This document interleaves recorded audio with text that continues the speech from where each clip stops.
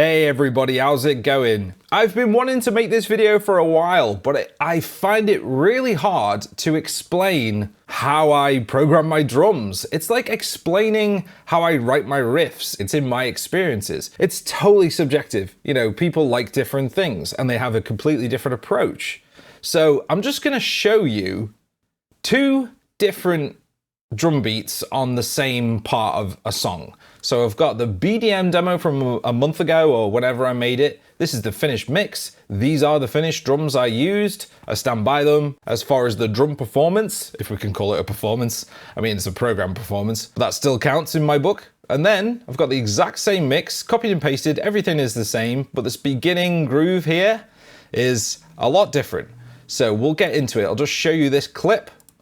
Have a look at the drums, see what's going on. I'll get into the MIDI and I'll explain how I approach things and what I do. Let's go.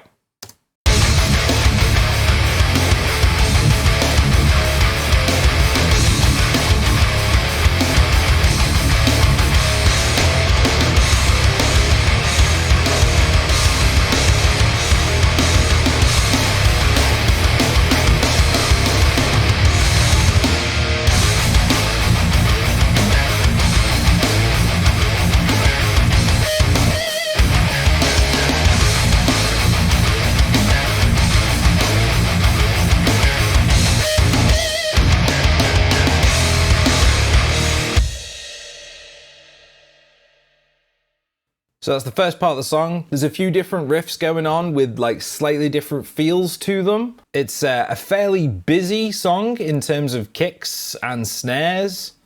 I go from like hi-hat being on the, is it the power hand? I'm not sure, but I will call it like the lead cymbal, shall we say. So this is, I'm driving with the hi-hat there, and then I go to crashes, then I go back to the hat for that kind of verse riff, and then we end up on the crashes there. It's very busy sounding. So if I go to my copied and pasted version here, you'll see how different it is.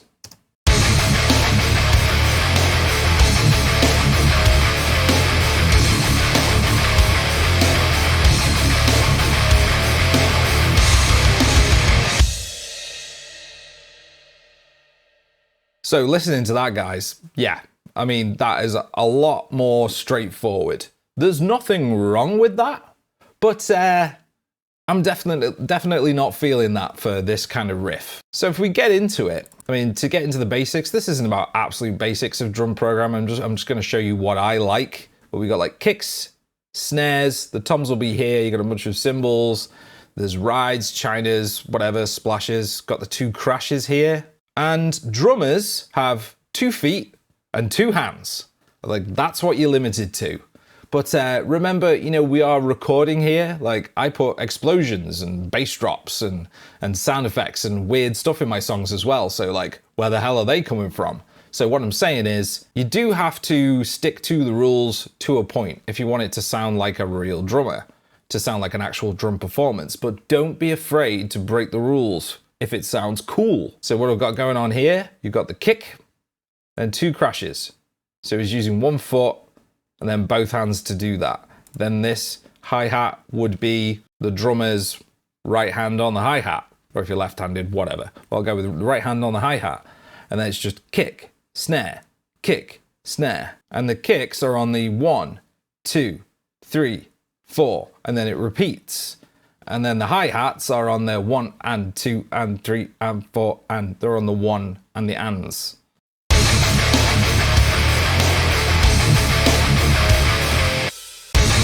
A very simple beat. It's a good place to start if you know, have never programmed drums before. Come in with a crash and a kick, and then go into just straight hi-hats.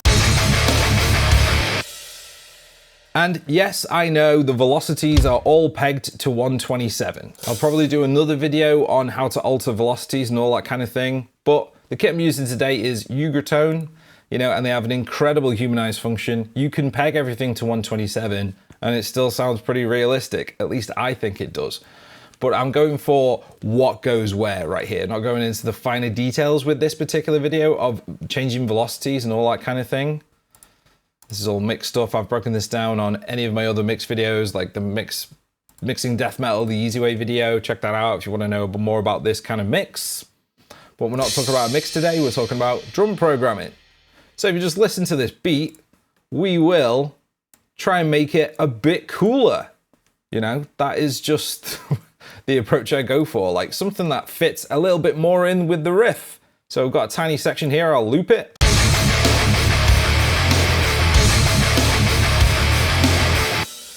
You know, I guess that would be, you know, all right for some people, but let's try and I will blindly edit this drum performance here to something I prefer. So let's go.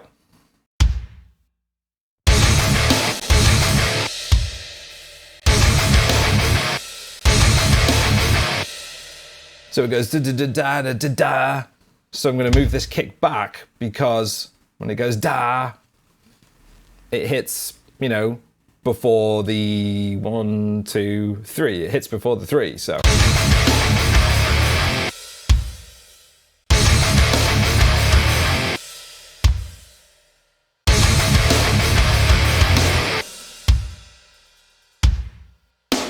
Something like that. Let's see how that sounds.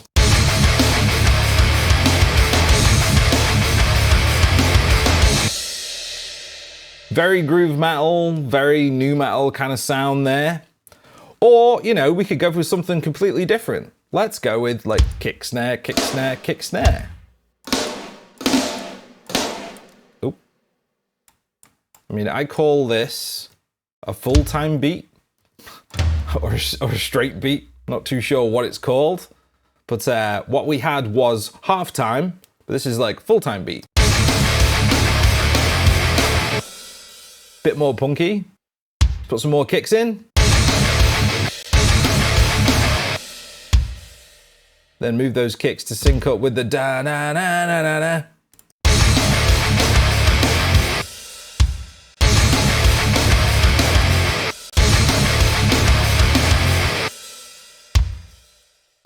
Do something like that.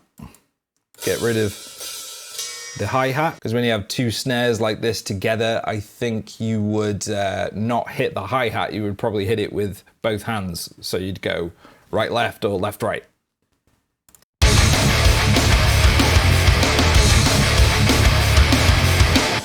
Well, screw it, this drummer might be, you know, completely like jacked on caffeine and he might do like a little snare roll at the end. Let's see.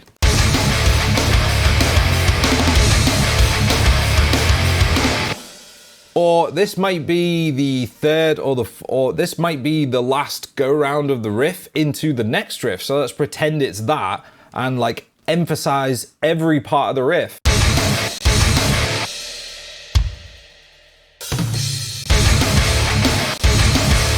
Get some toms in there. I've been doing this, you know, for how long have I been programming drums? For like, what, 15 years, probably longer.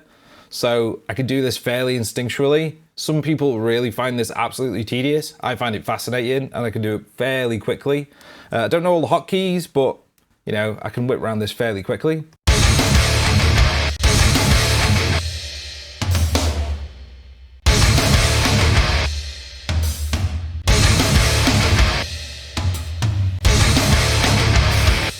You can see me there trying to choose a tom, which one to use. I mean, a real drummer would probably go for one of the higher like rack toms, not go for one of the floor toms because they're just like closer. And then you can quickly go to like a crash hit or a China hit or something like that. So I've kind of got the drum kit like mapped out in my head. If you don't know, if you've never sat behind a kit before, this will be a bit confusing to you because you don't know where the drums and the cymbals are. But I recommend either watching drummers from their drum cam or something like that, or getting behind a drum kit. I'm not a great drummer. I can hold a beat, do a couple of fills, that kind of thing, but I don't think I can do drumming like this, but I can definitely understand where they're coming from.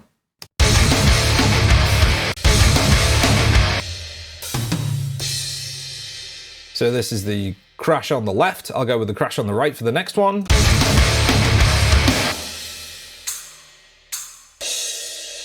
Something like this.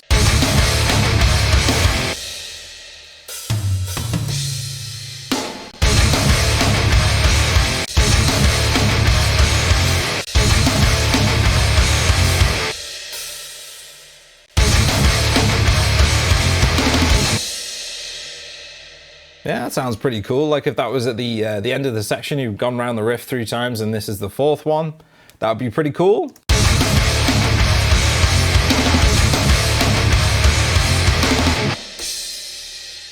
Or instead of that snare roll, we might go doom, something like this. Again, ignore the velocities, guys. I'll go into that in a different video. Just listen to where the drums are placed.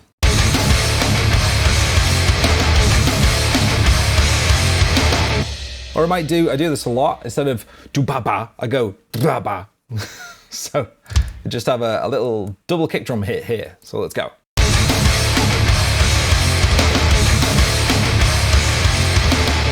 Just makes it sound more nasty, more metal, more kinetic, shall we say. Or let's just like put in a shitload of double kicks. Again, ignore the velocities, guys. This is about drum placement.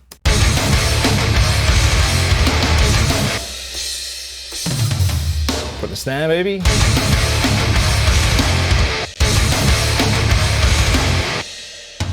With a tom.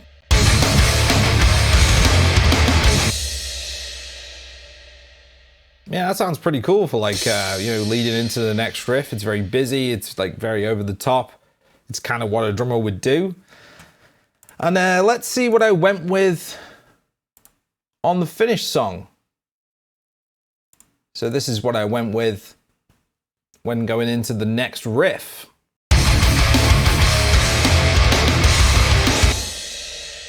Because it's like, I've got, you know, the rest of the tune to go. I didn't want to like blow my load, so to speak, with just like the craziest fill ever. Because when you do the craziest fill ever at the beginning of the song, like, where'd you go from there? You know, I feel like the craziness of the drums should kind of build until the end of the song where it gets, you know, a bit probably the craziest. So this is what I went with the last, like the 4th go round with the riff into the next riff.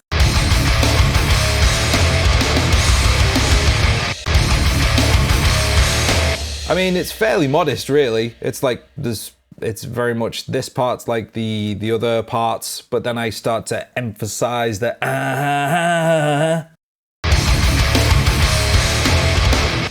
Yeah, from here it's So like cymbal with a kick, cymbal with a kick, snare with a tom, then it all makes sense to me. I mean, I could talk about this stuff for hours, but I would bore you guys to death. And I hope this is like sinking in. I hope this actually helps you. And I'll just go over like what I did with this next part. So yeah, this is like a straight beat, but we'll go with this riff. This is like a kind of a cool riff, and I wanted the kick drums to be a little bit less, but still be syncopated and still emphasize the riff. So this is what we've got.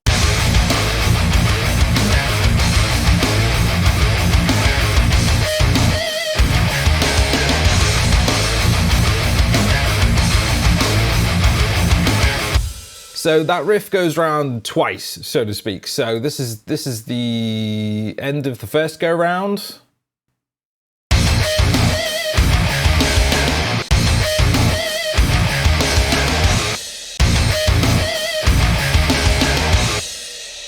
So just to emphasize like a little bit, I've instead of having like carrying on the hi-hats, I've cut out the hi-hats and gone with a crash here, then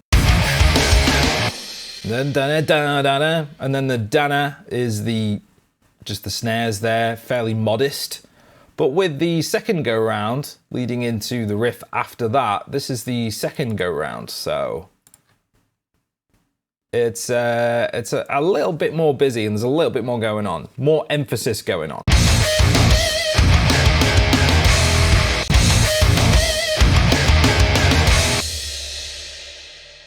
Like, as you can hear there, guys, there's a lot more emphasis on the riff, and it's like trying to, you know, a bit more drama going on, basically. And I could like do anything with this. Let's just add a bit more wild craziness to it.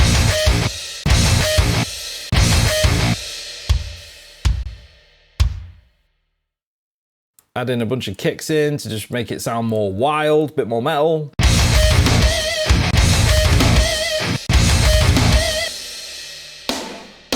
Maybe like a bloody snare roll here before we go into that air.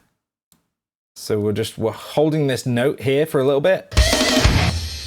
And I'll put some snare rolls in before we do these like emphasized parts. Not sure I'd go with that, to be honest, but you could put like a snare in there maybe.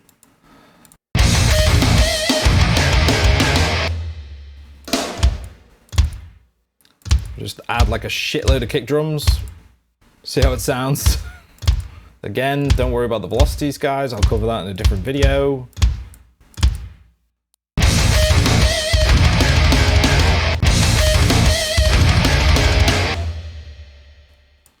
Yeah, kick drums out when it ends here.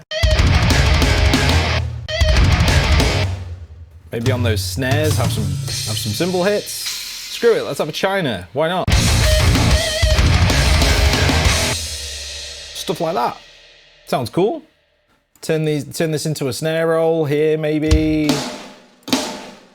Just try things. Bloody hell.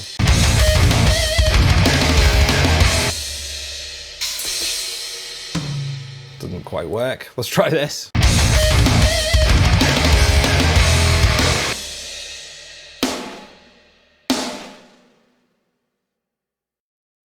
Just loads of snares. Screw it. I mean, that's not heinous. Not what I would go for. I would go for what I went with, to be honest. Let's just have a look at this crazy fill here. This is the second riff.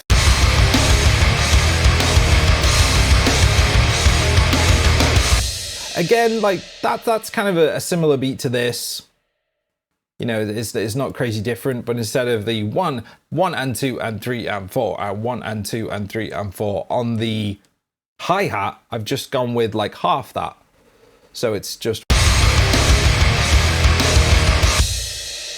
1, 2, 3, 4 on the crash, because the crash is, you know, crash is king basically. You can't get anything louder and crazier than a crash cymbal. And then this fill here is a bit crazy. I hope this stuff is making sense, guys. Like, seriously. Because, like, you know, this is way better than a straight beat.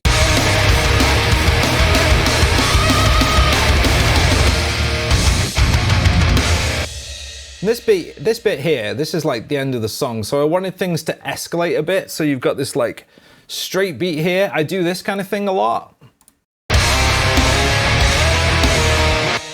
So it's just like caveman, like kick with the cymbal and then kick and snare with the cymbal. It's like, I think it's like a Tommy Lee type thing. I don't know. I heard him doing it a lot of Motley Crue songs. It's just I do this a lot. Like you can take the kicks out and it still sounds cool.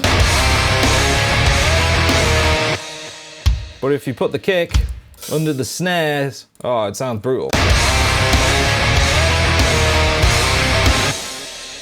Love it. This part of the song, I just wanted it to escalate a bit. So we've got like a lot of kicks going here and we go to like a double time groove and then just kind of like a bomb blast at the end. Just to give you a little example of what that sounds like. So it's escalating all the way to the end.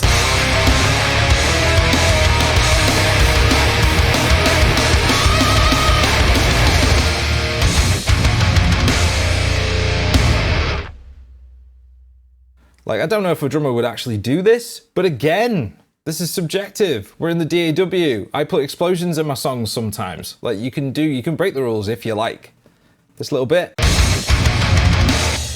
I'm not sure they would necessarily like hit two toms like this in rapid succession like this, but it is possible. Right, guys, that's probably as clear as mud, but that is what I like to do with drums. That's how I approach it. Like, really listen to the riff, find parts to emphasize, and try to leave no bar like exactly the same. Like, that isn't that, and that isn't that, and this is like different to this. And, you know, like every section has something going on. Like, because the riff is just repeating. If you just have the same thing, the same drum beat relatively like going on the whole time, that is boring. Just plain and simple. I'm trying to hold your attention here. That's what I'm trying to do with all of my music all the time. So that's about it, guys. I will do another video on this at some point and go into the nitty-gritty of velocities and humanization and, you know, making it sound as realistic as possible. I will go into that at some point. I hope this helps with understanding how I approach things. Cheers! Hey, since you're still here, why not check out my music? I've got the crazy brutal stuff like Nest of Scum and Habitual Slaughter over on Bandcamp, and my latest release, By the Horns, is now available on all streaming platforms. If you want something more melodic, check out my Resinton albums, available on all streaming platforms also. And if you just like the instrumental demos from here on the channel, I have the Demo Collection series, exclusively on Bandcamp. So what are you waiting for? Check it all out. Thanks for watching, guys. I really appreciate it. And subscribe if you want to see more metal-related stuff. I'll be back sometime with a video on something else. So until then, ciao.